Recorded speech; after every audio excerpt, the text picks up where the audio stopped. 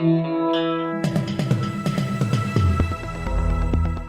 listening to Errol Parker and Clancy Overall, editors of the Betoota Advocate, on Desert Rock FM. Welcome back to the Betoota Advocate radio show. You're joined by myself, Clancy Overall, and Errol Parker. It's a wonderful time of the year. It's a time for catching up, a time for feasting, a time for probably going back home to the local pub and hearing people say, you've done well for yourself, haven't you? Well, I'm just glad that it's stopped raining here in the Diamantina for a change. Still pretty cold, though. Still pretty chilly, but, you know, who knows? This southerly has been up for months and months and months. It's the coldest December I can remember, and I'm hearing the same thing right around the country. But, you know, one thing I do, regardless of this unseasonal weather, one thing I do love about this time of the year is all of the yarns you can hear and all the yarns that you share and all of the things you learn about this world from catching up with friends and family. You know, you've got relatives who are doing different things with their life, and you've got, you know, especially nowadays, you've also got an uncle informing you about things that, you know, you might not know because it's not reported in the mainstream media. You've got a lot of conspiracies. You do have that, and you've also got a lot of travel time if you're lucky enough to be travelling for Christmas. I mean, and there's one thing that comes hand in hand with travelling, especially for me, and that's I finally got time to catch up on all the podcasts and audiobooks that I've been putting off for the whole year. Yeah, and you know, it is interesting because you can catch up on certain stories, things from, you know, that you might not usually be into, but you've got a long road ahead of you, you've got a long drive ahead of you, and you're tuning in. And today's guest has done a bit of both. Found a lot of different yarns and done a lot of travelling. We've got the wandering Journo, Nance Haxton. Thank you for joining us. Oh, thank you, Errol. It's wonderful to be here. Betoota's really turned on the weather for me in the couple of days I've been in town. Yes, had floods, gales, goodness. Now, you're working on actually, speaking of weather patterns and you know and the landscape, you're working on well, you've just completed a new podcast series, which we'll get into a minute, about water, which I've been looking into, and I'm learning a lot. But I've realised, Nance, that I've learned a lot from you over the years, you know, with or without knowing you were behind it. You are 2 times Walkley winner. Oh, thank you. You're my best PR person. Thanks. Can you please tell me where it all began for the Wandering Journo? Oh, goodness, yes, absolutely. I can remember, even when I was about 9, that I wanted to be a journalist. I think, I do talk a lot, but I think my mum would remember I always had that sense of justice and that, the world just wasn't always right. So what could I do about that? A lot of that came from my brother. He's got an intellectual disability, and I spent a lot of time kind of translating what he's trying to say to people, and I've seen a lot of improvement, but right from the word go, I just saw that storytelling was a really good way of explaining things to people without hitting them over the head with it. Yeah. So you can tell us, I mean, obviously you've got that hunger for the story that hasn't been told or needs to be told, and you've got that hunger for keeping the bastards honest, That's right. which is key to, the Fourth Estate. And, you would know as well as we do here at Betoota, there's not many of us doing it in this day and age. There's not many of us left. It's true. And there's an endless source of those stories. Goodness.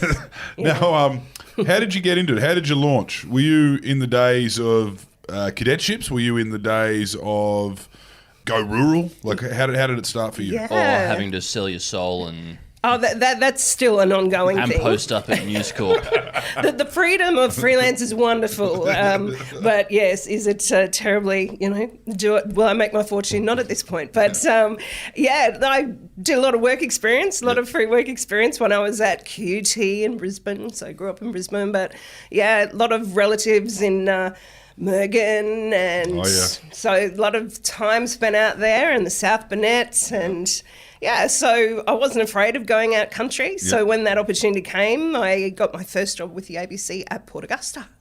Right. And that was really where I... That's real rural. I'll tell you, yeah. I remember thinking Right maybe... down there on Australia's Amalfi Coast.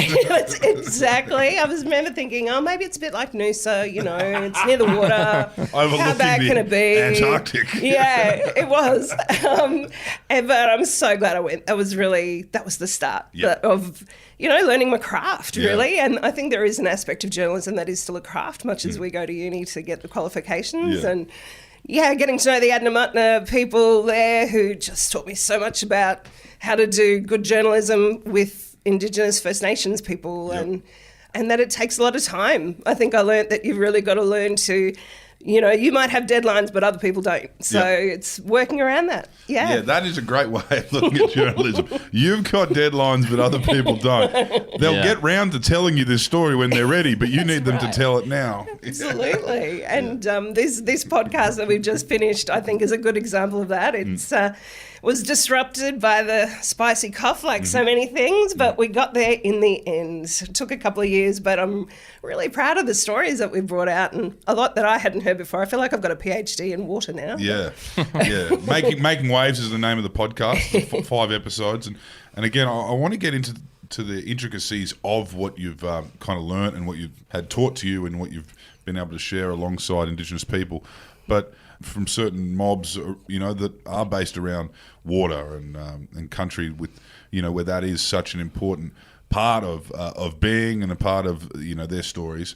But the storytelling that you have kind of been awarded for and have been built a name on is very diverse. I kind of want to talk to you about some of these different yarns that you've been able to tell over the years, namely, back to 2001, I guess you're still down in South Australia at this point. Woomera. Yes, Woomera indeed. I remember driving up there through the Gibber Plains after hearing the news on the police scanner.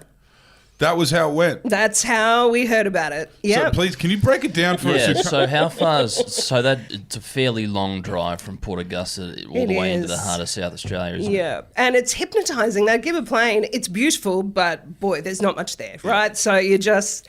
I remember I'd have to pull over and have a kip basically for 10, 15 minutes every single time. So here I am, biggest story of my life, and I'm pretty sure that I pulled over to have a kip so that I didn't overturn the ABC vehicle. That wouldn't have been a good look. For so, sure. So got up there, and Woomera's a very...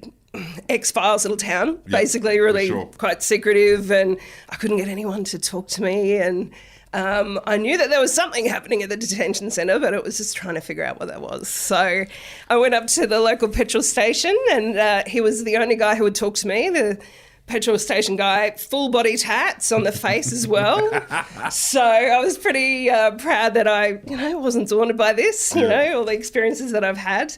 And I said, could I get up on your roof and see what's going on? He's like, sure, love. So, and that's where I did a lot of my live crosses to World Today and for ABC Radio, and ended up reporting there for 24 hours once I got a bit of a feel for it and saw the water cannon being used in Australia for the first time. It's really amazing to remember that now and how much has changed really with that whole refugee detention situation.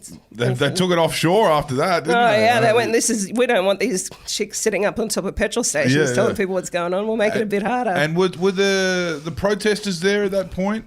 No, not really. It was really the first time. Yeah. So, it was pretty much me and a lot of journos racing up from Adelaide, so I had to jump on them. So that was good. Wow. Yeah. So I guess that was what put in place the eventual Woomera kind of, exactly convoy that came out and busted down the fence? Was exactly, yes, exactly. And then the Baxter Detention Centre at Port Augusta, it set all of that in train. So really amazing it kind of indicated my choice to go really remote and go outback and let alone the friends you make in these places. You got friends for life, I know that I could ride through there and see my Adnyamathanha mates and they'd be like, how you going? It's been 15 years, but nobody cares. And the Flinders Ranges, they're just so stunning. And that desert country everybody should see it. There's more to Australia than Uluru and the Great Dividing Range, beautiful as those are. Yeah. Yeah. No, there's something, I know what you're saying about that part of the world. There's something, as you said, hypnotic.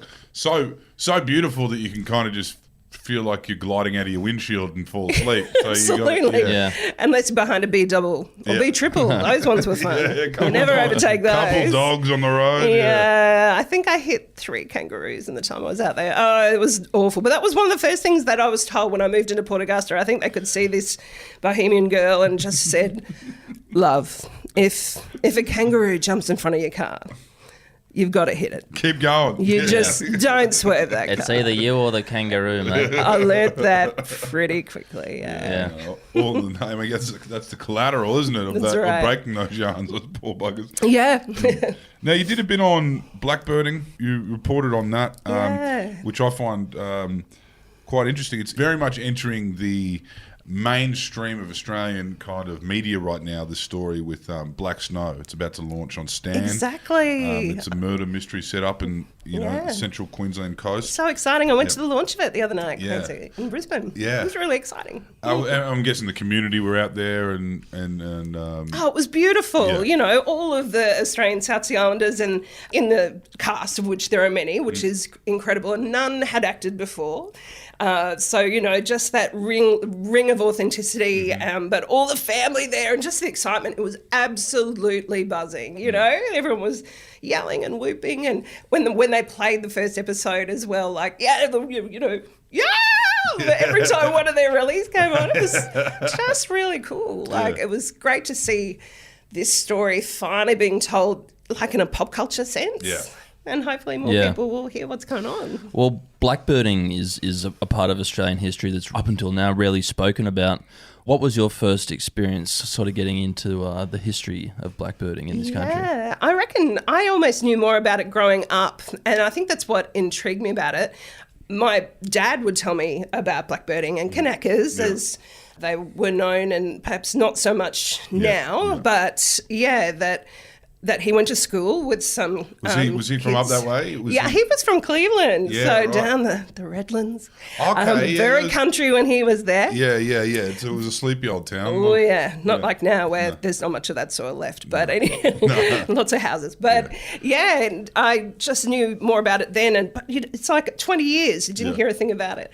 And as a journo, you keep these stories in your back pocket until you get a bit of a hook, as you know, that comes along. And I remember just thinking, one day I'll do this for the world today. This is such a big, important national story. It's not just a Queensland or a issue. Well, as we know, it went as far as Lismore. I mean, I'm sure it went even further south. Absolutely. Yeah. There's a really big community around the Tweed. Bow Desert as well.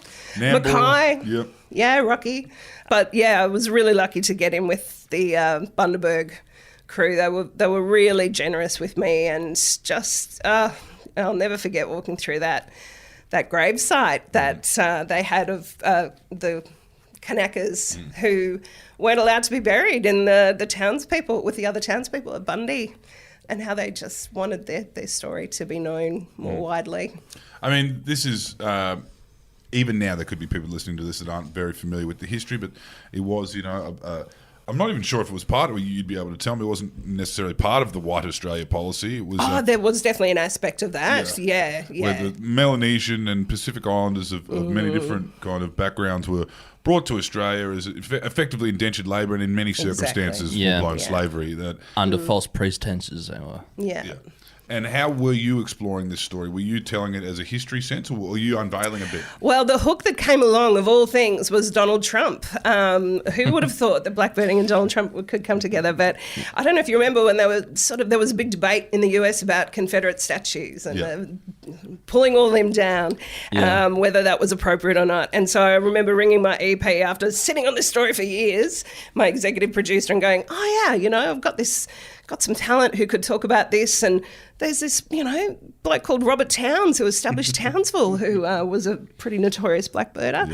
Yeah, whether we could be doing a story on that. And they said, yep, we want it today. So in 3 hours, I had to get all that together, and it just showed me that it just touched the surface of releasing that story, and that was when I started working on it as a doco. Yep. Yeah. Town's town, as you'd say in French. Yeah, and it's been interesting. I mean, Mackay as well. A lot of these Totally. places up the coast are named after Yeah. prolific blackbirding families.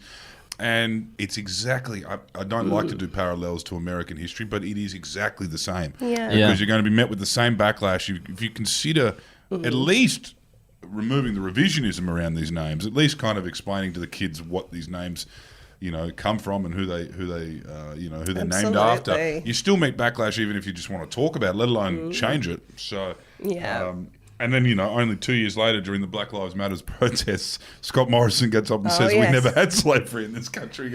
It's mentioned so often. It was mentioned at the big debut for Black Snow the other night. Like, people just still have a pretty seething anger about it, just the ignorance of that. But I think it shows that Australia has not come to terms with its slavery history, essentially. Yeah. Now, from there, you've worked on a whole lot of things. You're the wandering journo now. You're freelancer, so you're not necessarily, at risk of rolling an ABC van anywhere at the moment. No, just my own. Yeah, just my combi. But that's if it's working. Yeah. So, Well, yeah. usually, like how old's a combi? 1974 bay window is my Oh, mill yeah. good. Yeah. So there is no danger in rolling that. Then, so, It's no. very true. It's just like, it's driving be- a big brick, Yeah. a big Besser brick. And if you did manage, you'd keep going and end up back on your wheels again and keep moving forward. Yeah, it's true. Yeah. How did you find yourself talking and writing about water, making waves, as we mentioned at the top, your newest podcast series? How did you find yourself there, and what was the hook for you there? Oh, it was big. I was really lucky that I was approached by the woman who conceptualized the podcast and who hosted it, Marnie Islands. Through contacts, I suppose. Sometimes LinkedIn isn't so bad. I was actually just so pleasantly surprised. And of course, it all started, and COVID disrupted it.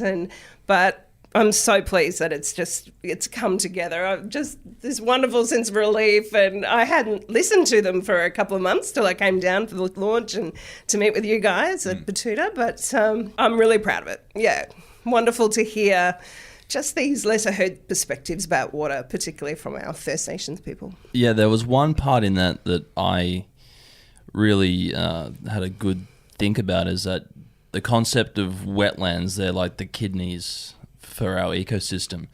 It beggars belief how we treat them. Yes.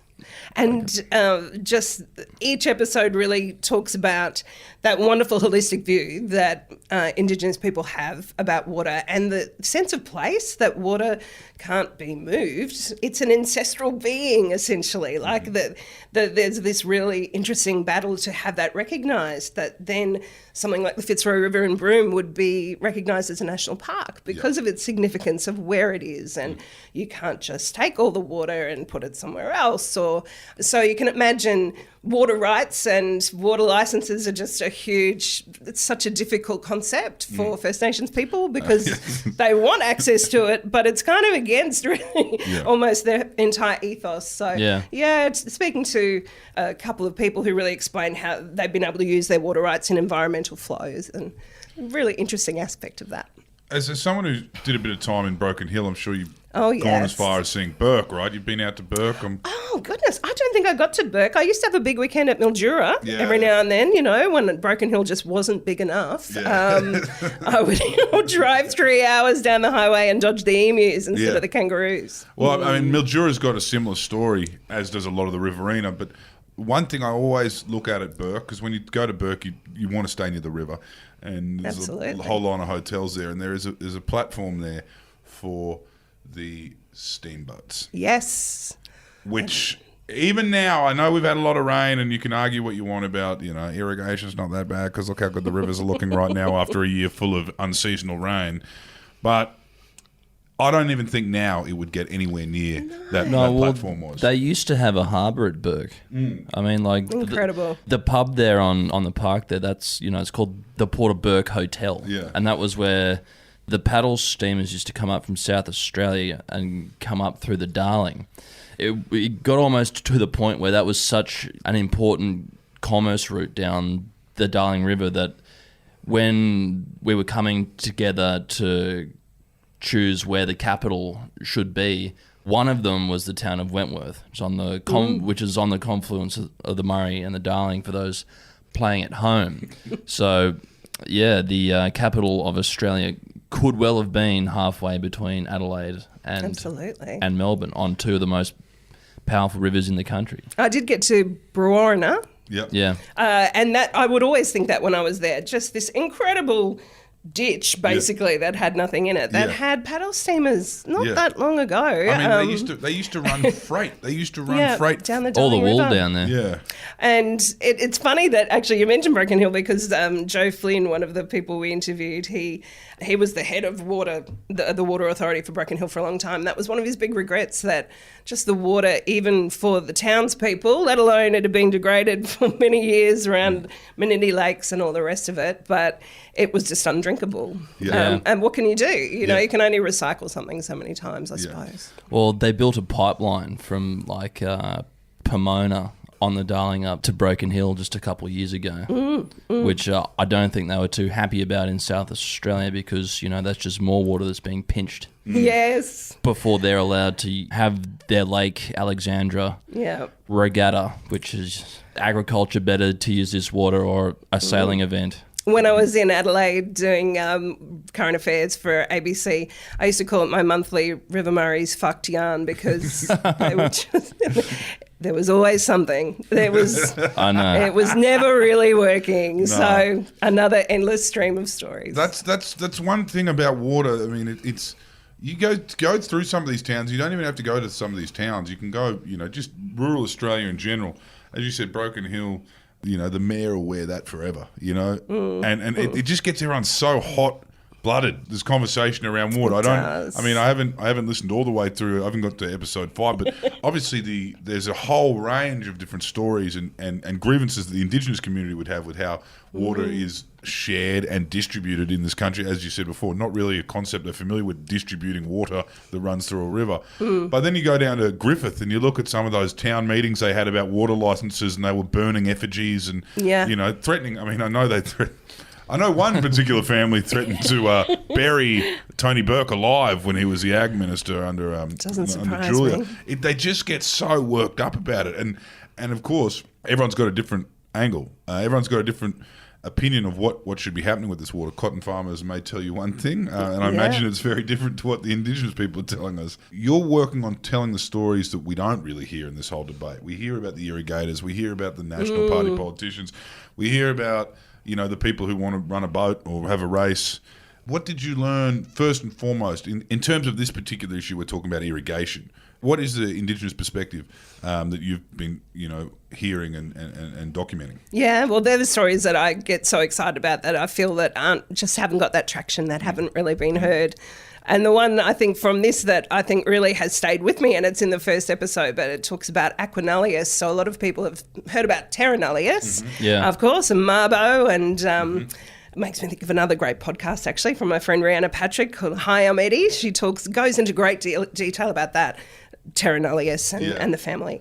But there's Aquanullius as well. So there's that whole concept, that legal fiction, basically, that that Britain assumed that Aboriginal people did not have ownership of water either, and that underpins all legislation to do with water. Yep. So, Dr. Virginia Marshall was the lady we interviewed about that. She's written an amazing book about overturning Aquanullius, but the ramifications of that, it's kind of like taking out the absolutely pivotal kind of, it's hard to describe, but like a thread in a tapestry, and that whole thing would come undone. Yeah. Like, it's quite an incredible... We're talking economies and legacies. Yeah. It would certainly put an end to irrigated cotton.